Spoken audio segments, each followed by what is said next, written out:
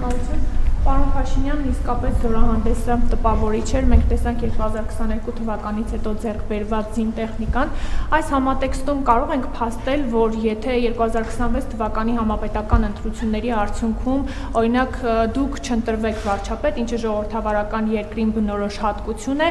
օրինակ մենք այս զինտեխնիկայով կարող ենք ջախջախել Ադրբեջանին, եթե իհարկե Ալիևը որոշի հարձակվել, եւ այս զորահանդեսը կազմակերպվել էր մի իրողությունների պայմաններում, երբ մենք Բաքվում ունենք պատանդարված հայեր, եւ այդ համատեքստում Ռուբեն Վարդանյանը հայտարարություն էր տարածել, եթե չեք լսել, մեջբերեմ, նա նշել էր, որ անբարո է վերընշվածի համատեքստում զորահանդես իրականացնելը, եւ նաեւ ինչպես կմեկնաբանեք սա, նաեւ այն համատեքստում, որ մենք ունենք օկուպացված տարածքներ եւ դրանց վերաբերյալ համենայն դեպս մինչեւ այս պահը Բաքվից որևէ դրական արձագանք չկա, եւ ինչպես դուք ձեր խոսքում քիչ առաջ հիշատակեցիք, Դոնալդ Թրամփը ձեզ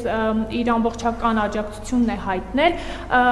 եթե օրինակ Ռուսաստանը եւ Իրանը բացահայտ աջակցություն հայտնեին ընդդիմության որևէ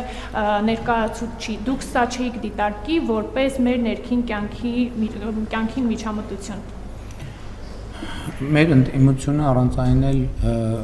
գնահատում է ինչ ուզում է եւ ոնց ուզում է եւ ժողովրդավարության առանձնահատկություններից մեկը դա է։ Բաքվում անազատության մեջ պահող որևէ անձի հայտարարություն չեմ մեկնաբանի, որովհետեւ պարզ չէ թե նրանք ինչ պայմաններում, ինչ պայմանով եւ ինչ հանգամանքներում են անում հայտարարություններ, մանավանդ որ մենք ամենօրյա աշխատանք ենք տանում անազատության մեջ գտնվող մեր հայրենակիցների ազատ արձակման խնդիրը լուծելու համար եւ ինչպես իմ ելույթում ես ասացի, որ բանակի կերպափոխումը պատերազմի մասին չէ, այլ խաղաղության մասին։ Մենք որևէ մեկին ջախջախելու խնդիր չենք դնում, մենք խնդիր ենք դնում Հայաստանի պաշտպանունակությունը բարձրացնելու, իսկ Հայաստանի տարածքների հարցը բազմիցս ասել եմ, որ կլուծվի սահմանազատման արդյունքներով։ Շնորհակալություն, Շան։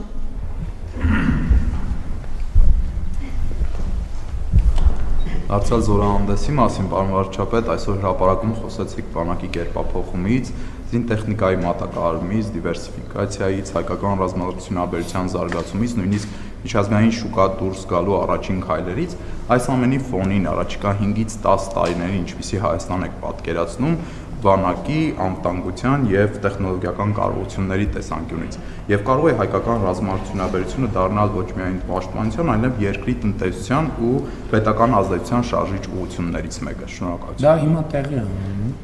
տեղի է ունենում, բայց ես էլի ուզում եմ ձեր ուշադրությունը հրավիրել, որ այդ համատեքստից ոչ միայն կտրված չէ, այլև շատ էական նշանակություն ունի գիտության ֆինանսավորման շուրջ 2.7-2.8 անգամ ֆինանսավորման ավելացումը 2017 թվականի համեմատությամբ, 2021-ից ընդ որում, եւ մենք գիտության ոլորտում 100-ից 300% աշխատավարձերի բարձրացում ենք իրականացրել, գիտության ոլորտը գրավիչ է երիտասարդ գիտնականների համար եւ հայկական արտադրության նմուշները, որ դուք տեսնում եք, իհարկե տեսական եւ պրակտիկ մակարդակում շատ էական է այդտեղ հայաստանցի գիտնականների ներդրումը, ովքեր այդ տեխնոլոգիաները մշակում են, իհարկե նաև մասնավոր ներդրողների, եւ մենք չենք խոսել դրա մասին։ Գիտեք, ես գործարանների բացումների եմ գնացել, մի քանի այցեր եմ ունեցել գործարաններ, բայց մենք մեր ռազմավարությունաբերական այդ այցերից ոչ մեկը չի լուսաբանվել, որովհետեւ մեր խնդիրը եղել է ստեղծել պայմաններ, որպեսզի համակարգը կայանա, համակարգը կայանում է եւ այսօր ամենամեծ ուրախությունն է, ինչի մասին մենք չենք կարող բաց խոսել, զարգացած երկրները պայմանագիր են կնքում, ընդ որում բազմամիլիոն դոլարի պայմանագրեր են կնքում արդեն իսկ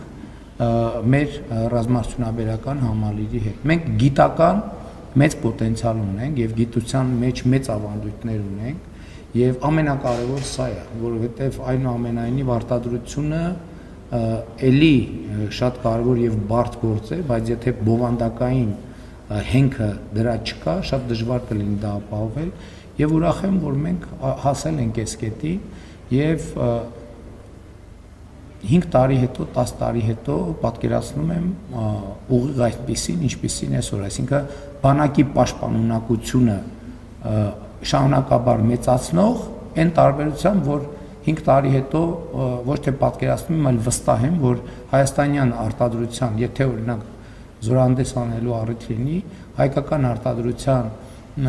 ռազմական տեխնիկայի տեսականին շատ ավելի լայն կլինի։ Իդեպ հիմա արդեն ընթանում են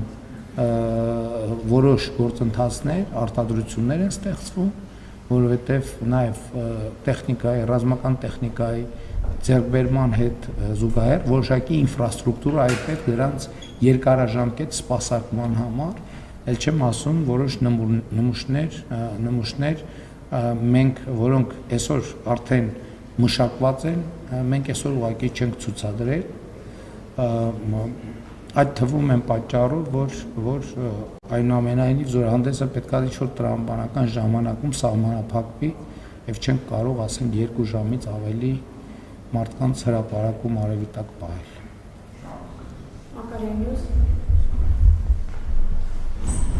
Քանի որ Սամվել Կարապետյանը արդեն հայտարարել է, որ հաջորդ կառավարության նիստը հունիսի 7-ից հետո ինքն է վարելու, հնարավոր է ձևաչափով մենք վերջին անգամ ենք հանդիպում, ով իմանա, դե 2 հարց